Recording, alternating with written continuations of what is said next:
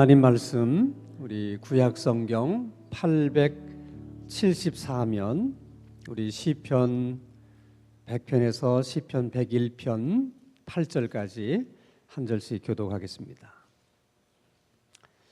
구약 성경 874면 시편 100편입니다. 온 땅이여 여호와께 즐거운 찬송을 부를지어다.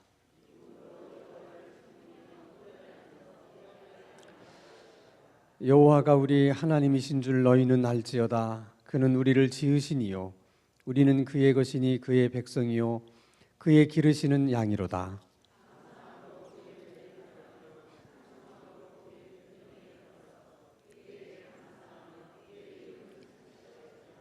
여호와는 선하시니 그의 인자하심이 영원하고 그의 성실하심이 대대에 이르리로다.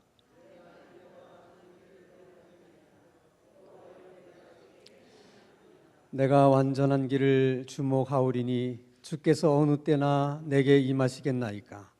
내가 완전한 마음으로 내 집안에서 행하리이다.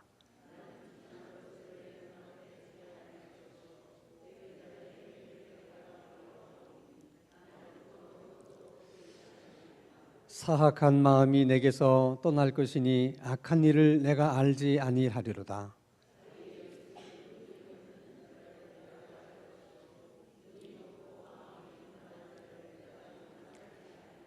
내 눈이 이 땅에 충성된 자를 살펴 나와 함께 살게 하리니 완전한 길에 행하는 자가 나를 따르리로다.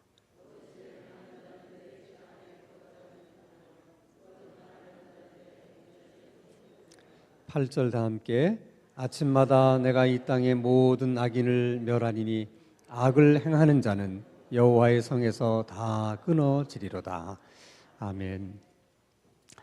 오늘 이 시편 100편의 이 말씀은 원래 이스라엘 백성들이 이제 성전으로 들어갈 때 그리고 성전 안에서 제사를 드릴 때 하나님 앞에 불렀던 찬송이에요. 근데 예루살렘 성전이 무너지고 난 이후에는 회당에서 예배를 드릴 때 가장 많이 불렀던 찬송입니다.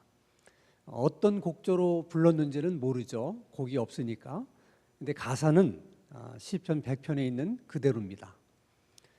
이 시편 100편 이 가사의 내용의 요지는 하나예요. 하나님을 예배하는 자는 감사함으로 하나님을 예배해야 되고 즐거운 마음으로 하나님을 예배해야 된다 하는 것입니다. 너무 중요하기 때문에 한번 따라서 하셔야 됩니다. 감사함으로 하나님께 예배하고 즐거움으로 하나님을 예배하자.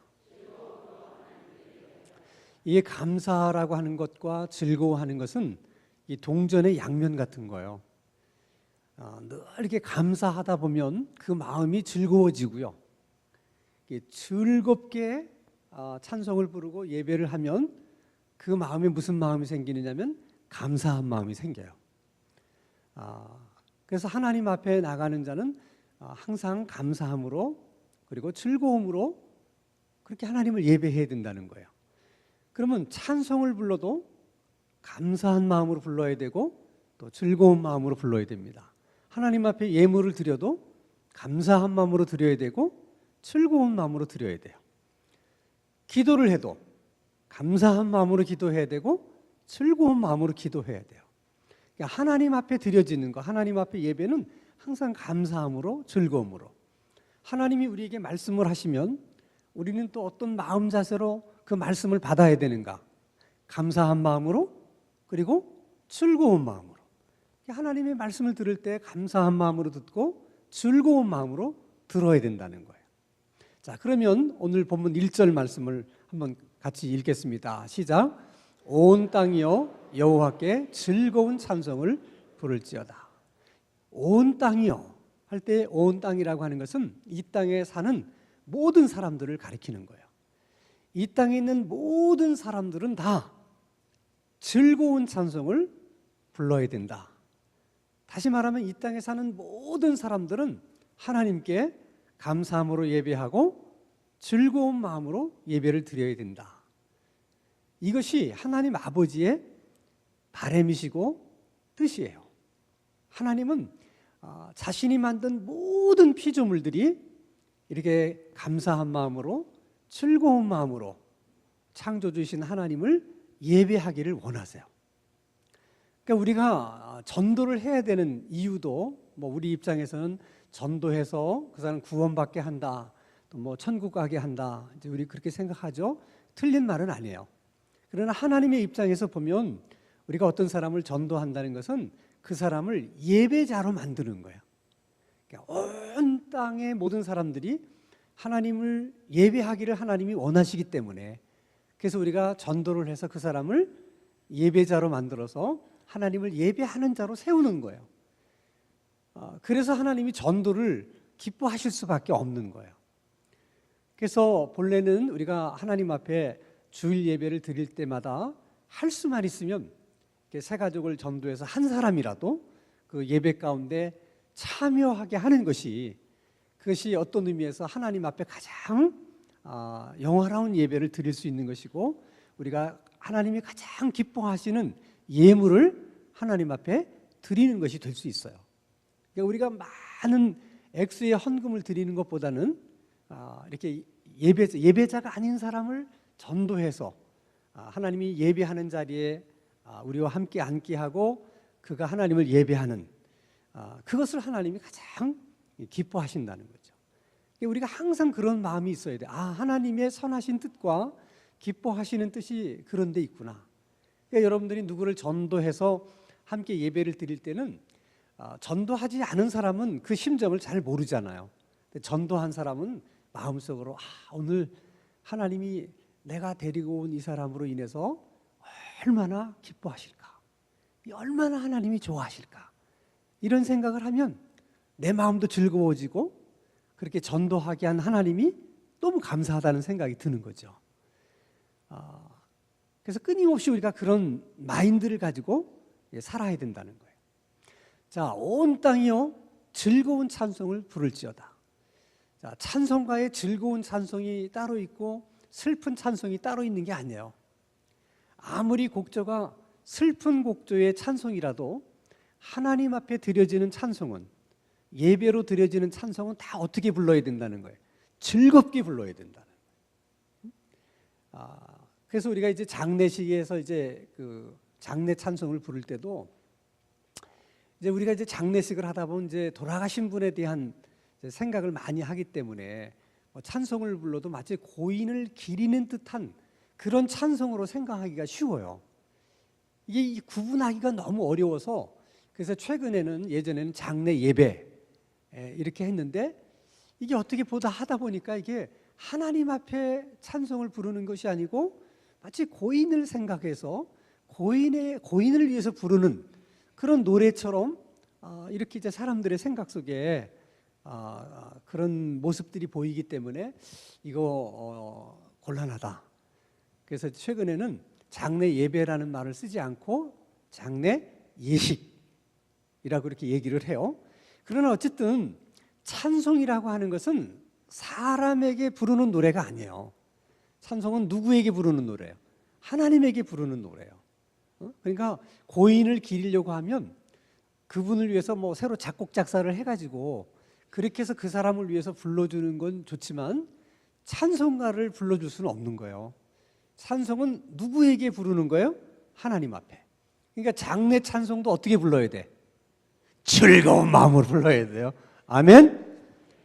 그래서 사실 장례 찬송도 우리가 통상적으로 이렇게 이제 가사가 그리고 돌아가신 분 생각하니까 약간은 좀 이렇게 슬프게 부르지만은 사실은요, 이렇게 곡을 들어보면 굉장히 장례 찬송도 이 활기가 있어요.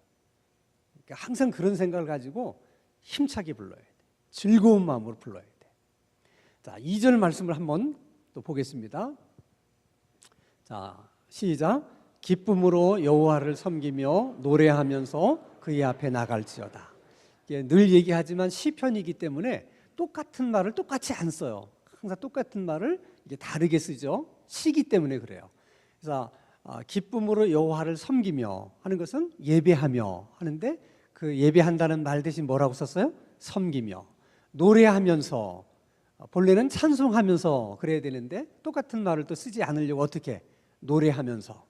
그리고 사실 가로를 쳐야 돼요. 어떻게 노래하면서? 즐거움으로 노래하면서 그래야 되는 거죠. 기쁨으로 여호와를 예배하며 즐거움으로 노래하고 찬송하면서 그의 앞에 나갈지어다.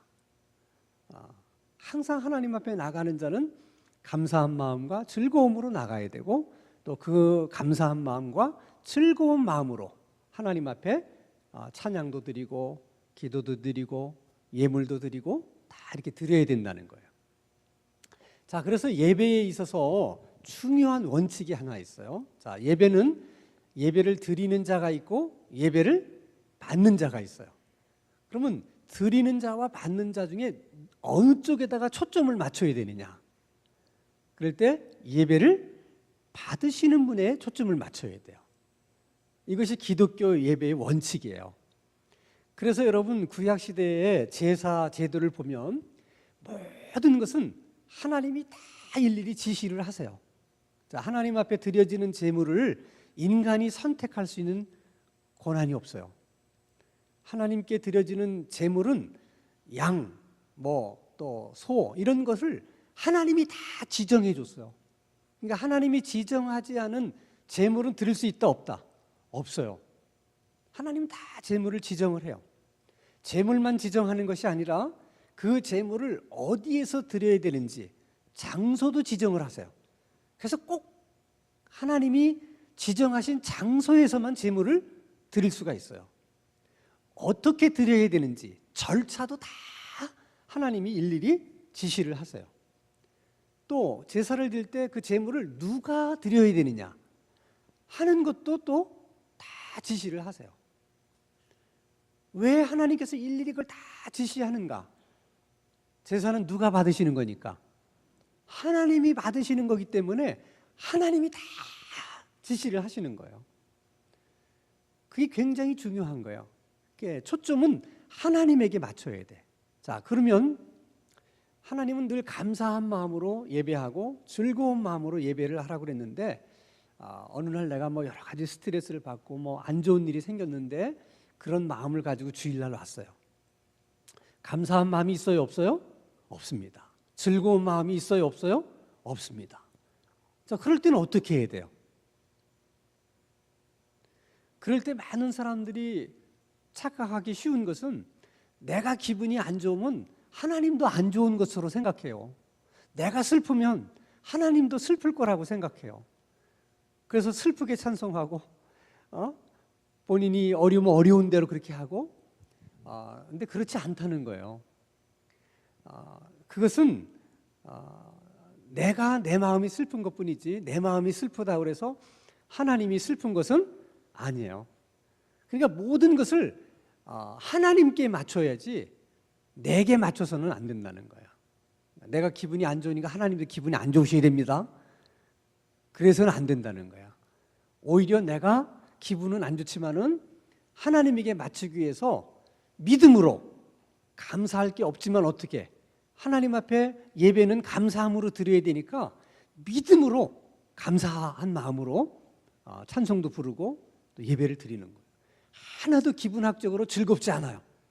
그러나 하나님은 하나님께 예배할 때는 즐거운 마음으로 예배하라고 그랬으니까 즐겁지 않지만 어떻게?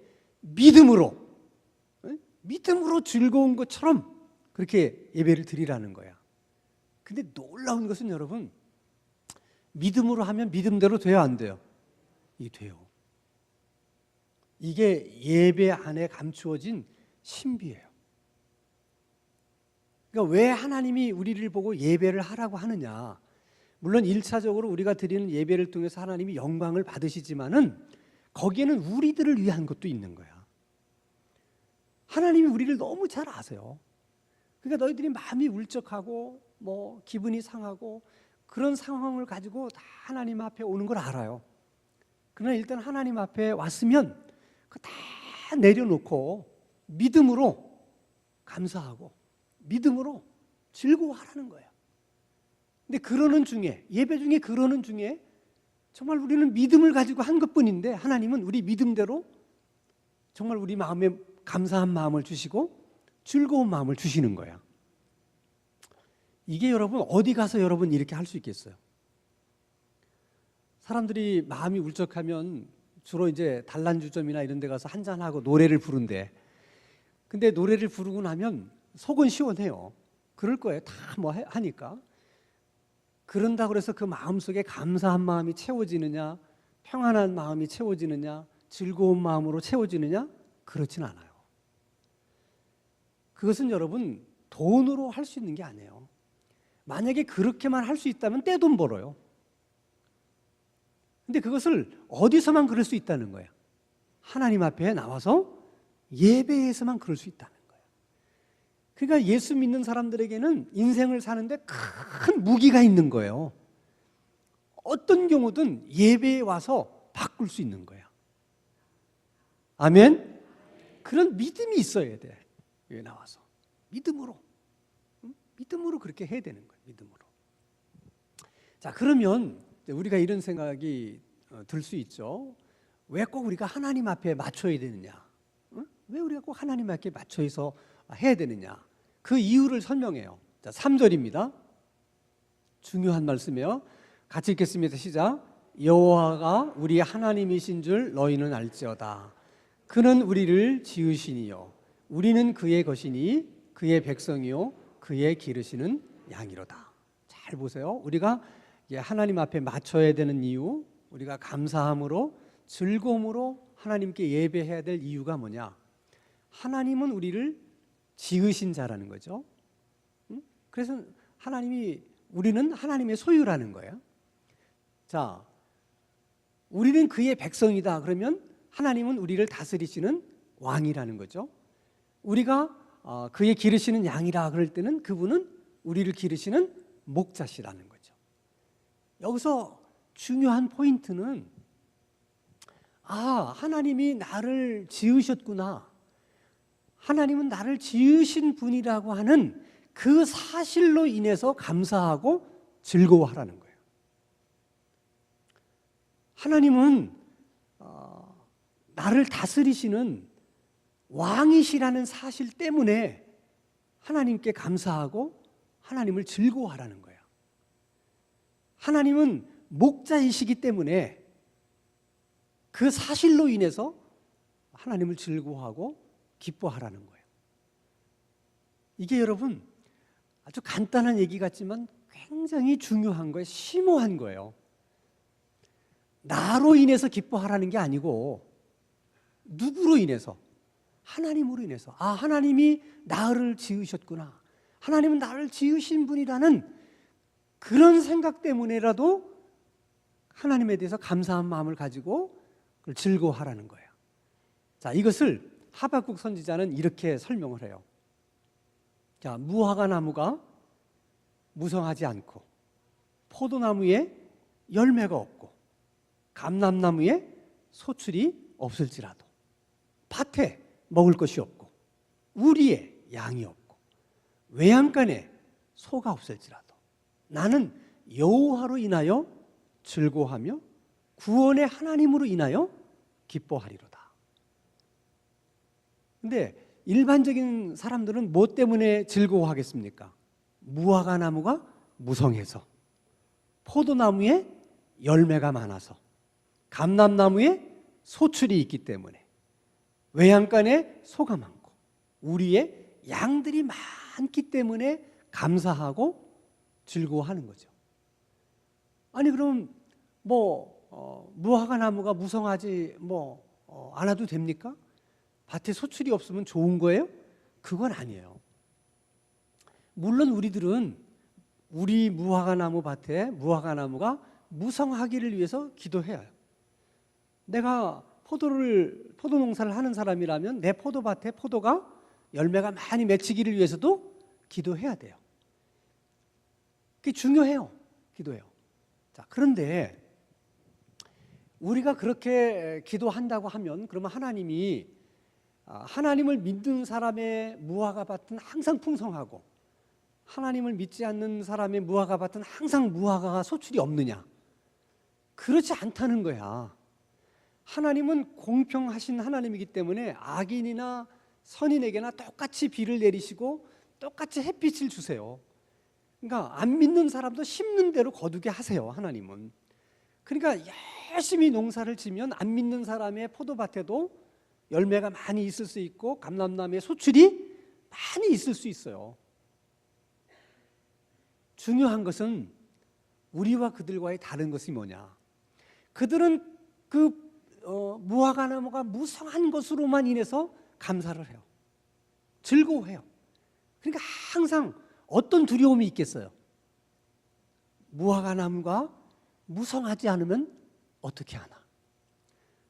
포도의 열매가 없으면 어떻게 하나? 항상 그것에 대한 두려움이 있어요. 그게 거기에 매이는 거예요. 왜냐하면 그것이 나를 즐거워하게 하는 거니까. 근데 하나님을 믿는 사람들은 그렇지 않다는 거야. 포도나무에 열매가 많아서도 감사하고 즐거워할 수 있지만 없어도 우리는 하나님을 인해서 즐거워하고 기뻐할 수 있는 사람들이기 때문에 무화과나무가 무성한 건 감사하지만 그 무화과나무가 무성하지 않을 거라고 하는 것 때문에 두려워하거나 그것 때문에 매여서 살지는 않는다는 거예요. 그게 여러분 얼마나 우리 삶의 자유함이 있냐는 거야. 우리는 그것을 위해서 열심히 기도할 수 있어요. 또 기도하면 하나님이 응답해 주셔서 또 포도나무의 열매가 많아지게 하실 수 있어요, 없어요? 있어요. 그것도 감사한 일이에요. 즐거운 일이에요. 그러나 그렇지 않다 할지라도 우리는 기뻐할 수 있는 게 있다는 거야. 누구 때문에? 하나님 때문에. 이것이 신앙생활이라는 거예요. 그러니까 이거를 자꾸 터득해 가는 것이 신앙생활의 훈련이에요.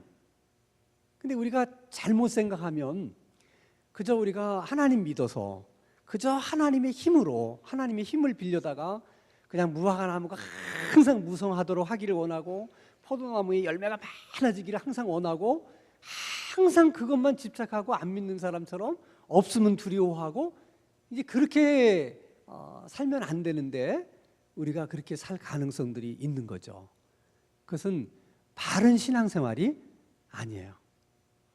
근데 정말 하박국처럼 정말 그렇게 고백할 수 있다면 그분 정말 얼마나 행복한 사람이겠어요. 그러니까 자꾸 우리가 하나님을 인하여 감사하고 하나님을 인하여 즐거워할 수 있는 걸 자꾸 배워야 돼. 그러려면 하나님이 어떤 분인지에 대한 경험이 많아야 돼요. 그러니까 하나님을 모르면 그렇게 할 수 있겠다 없겠다? 안 되는 거죠. 하나님을 모르는데 어떻게 하나님을 인하여 즐거워할 수 있겠습니까? 그래서 5절에는 또 이렇게 얘기합니다. 같이 읽습니다. 시작. 여호와는 선하시니 그의 인자하심이 영원하고 그의 성실하심이 대대에 이르리로다. 하나님은 인자하심이 영원하신 분이고 성실하심이 대대에 이르는 그런 하나님이다 하는 것을 알아야, 그래야 하나님께 감사한 마음이 있고 하나님을 즐거워할 수 있잖아요. 그러니까 저런 하나님을 경험하지 못하면 안 되는 거예요. 그래서 신앙생활을 바르게 하려고 하면 열심히 말씀 공부를 해야 되고 특별히 기도 생활을 많이 하셔야 돼요. 해야 되는 이유, 하나님이 어떤 분인가를 알고 경험하고 체험하기 위해서 그러는 거예요. 거기서 우리가 깨달은 하나님, 그 깨달은 하나님 때문에 그 하나님으로 인해서 감사하고 즐거워하게 되는 거예요. 즐거워하게 되는 거예요. 자, 그러면 어떻게 하면 우리가 항상 하나님 앞에 나와서 감사한 마음으로 예배하고 즐거운 마음으로 예배할 수 있겠는가? 이런 마음을 계속 유지를 하려고 하면 무엇을 우리가 조심해야 될까? 그게 시편 101편이에요. 자, 4절 한번 보겠습니다. 시작. 사악한 마음이 내게서 떠날 것이니 악한 일을 내가 알지 아니하리로다. 그러니까 악한 마음이 있으면 감사한 마음도 없고 또 즐거운 마음도 없다는 거예요. 악한 마음 속에는 감사할 마음도 생기지 않고 즐거워할 마음도 생기지 않는다. 그러니까 예수 믿는 사람은 악하게 살면 된다 안 된다? 안 돼요. 악한 생각을 하면 된다 안 된다? 안 된다는 거예요. 5절입니다. 같이 읽습니다. 시작. 자기의 이웃을 은근히 헛뜯는 자를 내가 멸할 것이요 눈이 높고 마음이 교만한 자를 내가 용납하지 아니하리.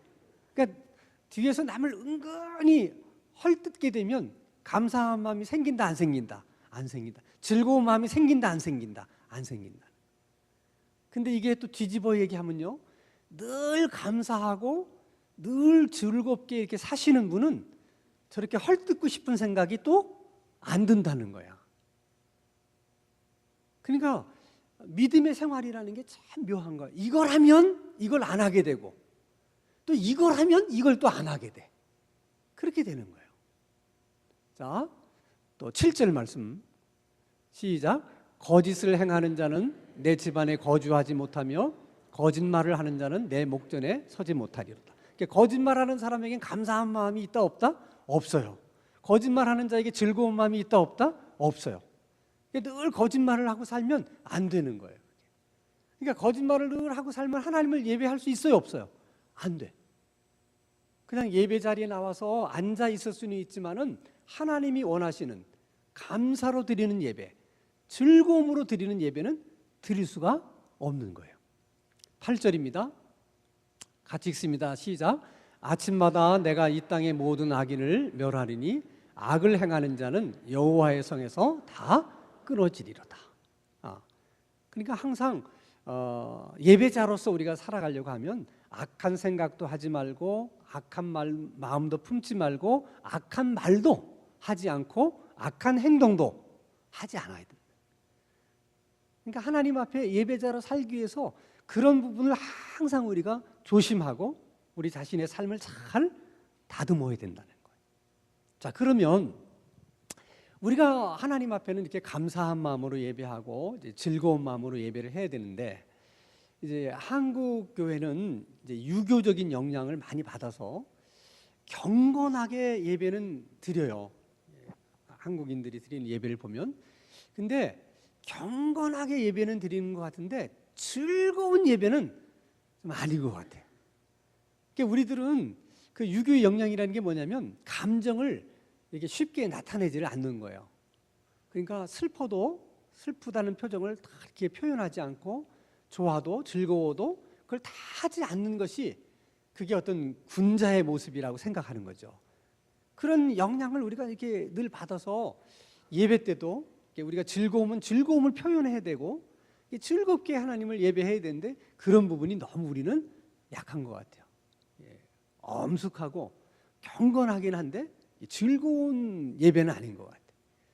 근데 어쨌든 하나님이 좀 감사로 이렇게 즐겁게 예배하기를 원하시니까 우리가 예배도 좀 즐거움으로 예배를 드릴 수 있도록 노력은 해야 될 것 같아요. 노력을.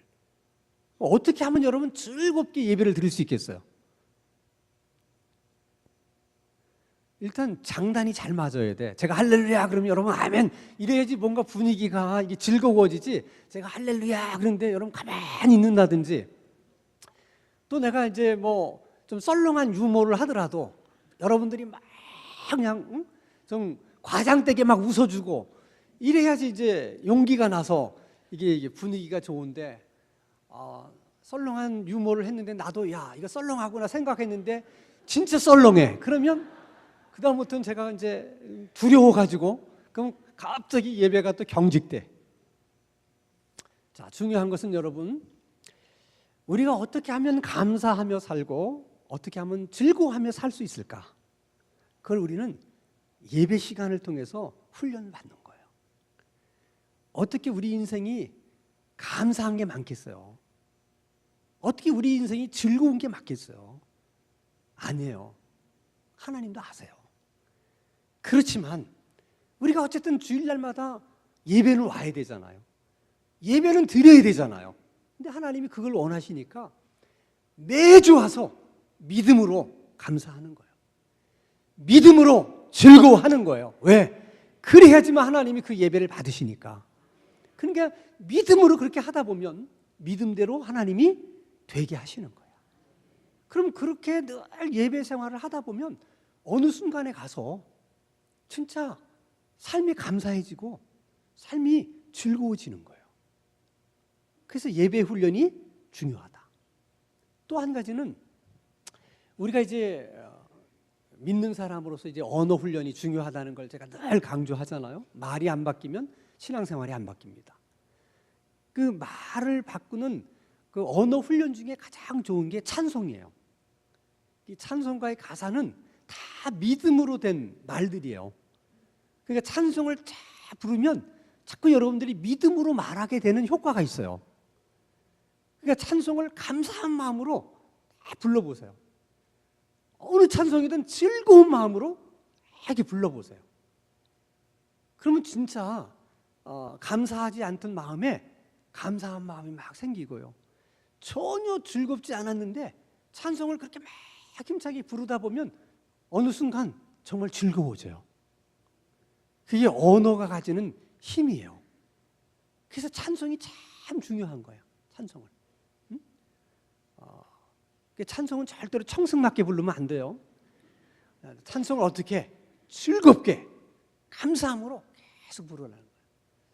참 이상한 게 여러분, 찬송이 이제 찬송 부르는 게 싫어지고 찬송이 잘 불려지지 않을 때 보면요, 우리는 말을 계속 하면서 살아야 되는데 믿음의 말을 하지 않으면 결국은 믿음 없는 말을 하게 돼 있어요. 우리가 찬송이 자꾸 우리 입술에서 자꾸 사라지고 찬송이 메마르게 되면 계속 우리가 남 얘기하게 되고 그렇게 돼요, 말이.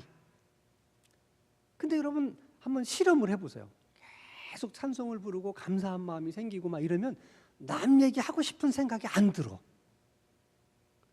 자꾸 우리가 찬송으로 믿음의 말을 하니까 우리 몸이 그게 싫은 거야.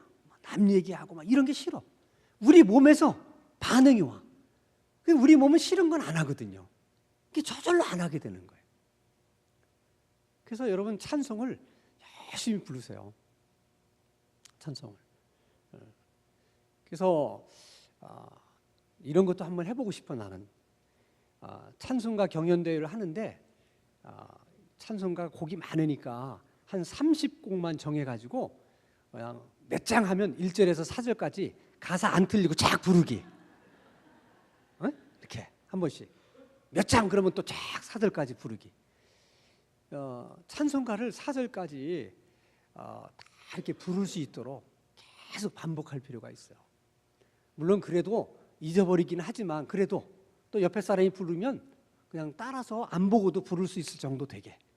그러려고 하면 그냥 듬성듬성 생각 없이 불러가지고는 가사가 절대 외워지지 않아요. 정말 감사한 마음으로 부르고 즐거운 마음으로 불러야 가사에 마음이 실려서 그 찬송과 가사도 자꾸 기억이 나는 거예요. 자, 여러분 찬송가 4절까지 내가 안 부르고 부를 수 있는 찬송가가 난 10개 정도 된다. 한번 손 들어봐. 이거 내가 너무 무리하게 불렀어요. 5개는 된다. 5개. 예, 5개 돼요. 3개는 된다. 예, 3개는. 2개는 된다. 할렐루야. 하나는 된다. 미안해서 안 되는 거죠? 예.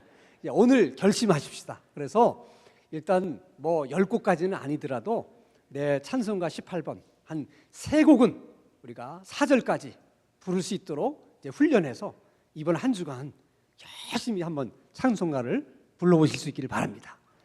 예배를 통해서 항상 우리 삶이 감사한 삶, 즐거운 삶이 될 수 있기를 주님의 이름으로 축원합니다.